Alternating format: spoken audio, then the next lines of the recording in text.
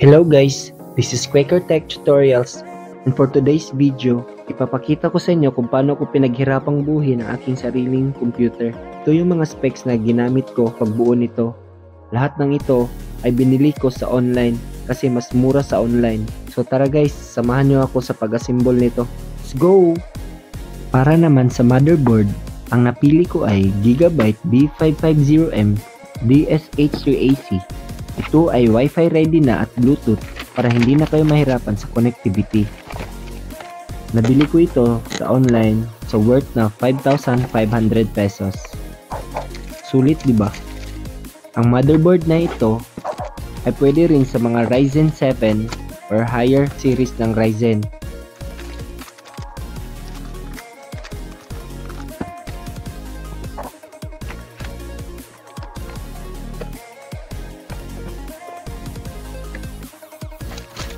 Para naman sa ating processor, ang napili kong bilhin ay ang Ryzen 5 5600G. Ito ang napili ko kasi ito ay may kasamang built-in na graphics kasi for the meantime wala akong pambili ng GPU, so ito muna ang gagamitin ko para gumana ang computer ko. Meron itong kasamang cooling fan pero hindi natin ito gagamitin kasi meron tayong nabili na ibang cooling fan. Ito ay ang AK400 Zero Dark Deep Cool Cooling Fan. Mas effective ito to control the temperature of our processor. Sundan nyo lang ang video kung paano ito ilalagay sa ating motherboard.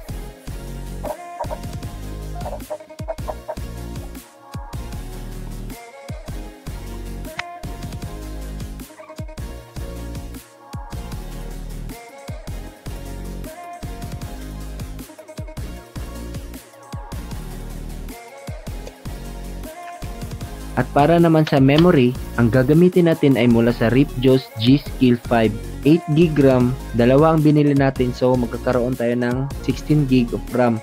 Ilalagay natin ito sa second and fourth slot ng memory card sa motherboard.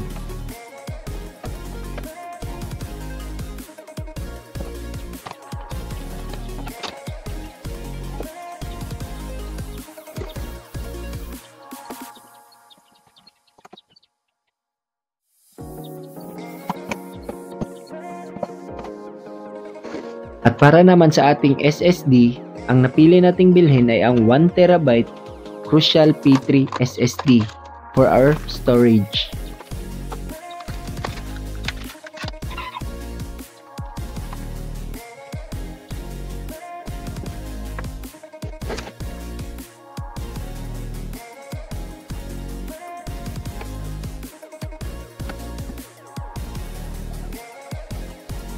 Para naman sa ating power supply unit, Ang napili nating bilhin ay HB Pro 85 Plus Bronze Power Supply Unit.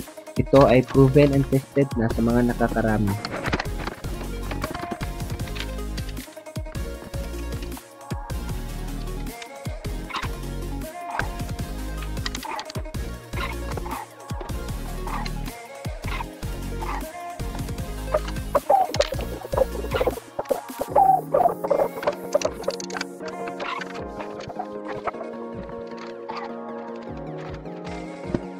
Sundan nyo lang ang video guys kung paano ko nailagay ang lahat sa CPU case.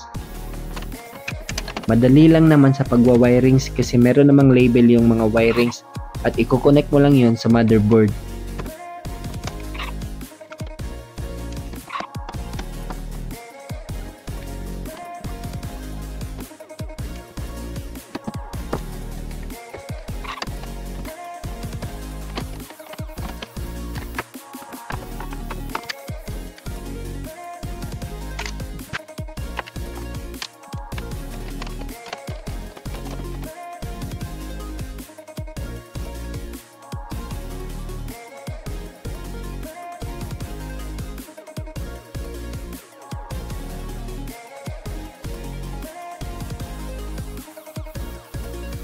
Naglagay rin tayo ng mga cooling fans, isa sa likod, dalawa sa itaas at tatlo sa harapan para sa airflow ng ating computer.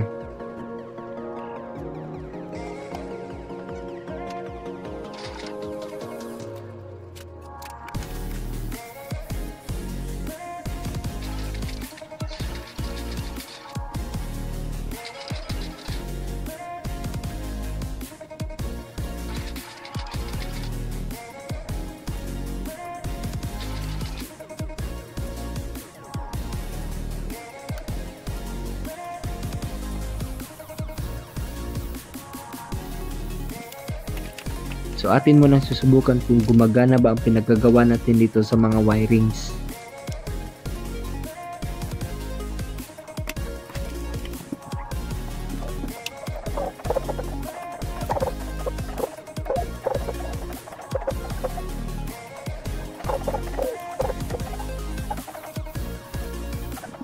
So okay naman, i-connect na natin ito sa ating monitor.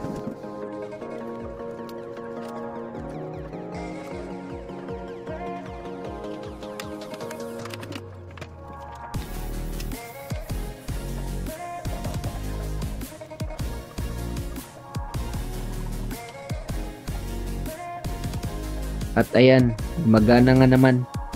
So madali lang pala. Inabot lang naman ako ng 5 oras sa pag-assemble nito.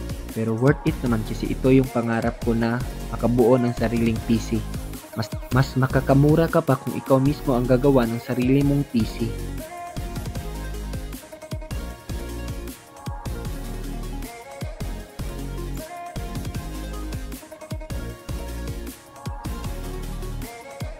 Salamat sa panonood guys at huwag niyong kalimutang mag-like and subscribe sa ating YouTube channel.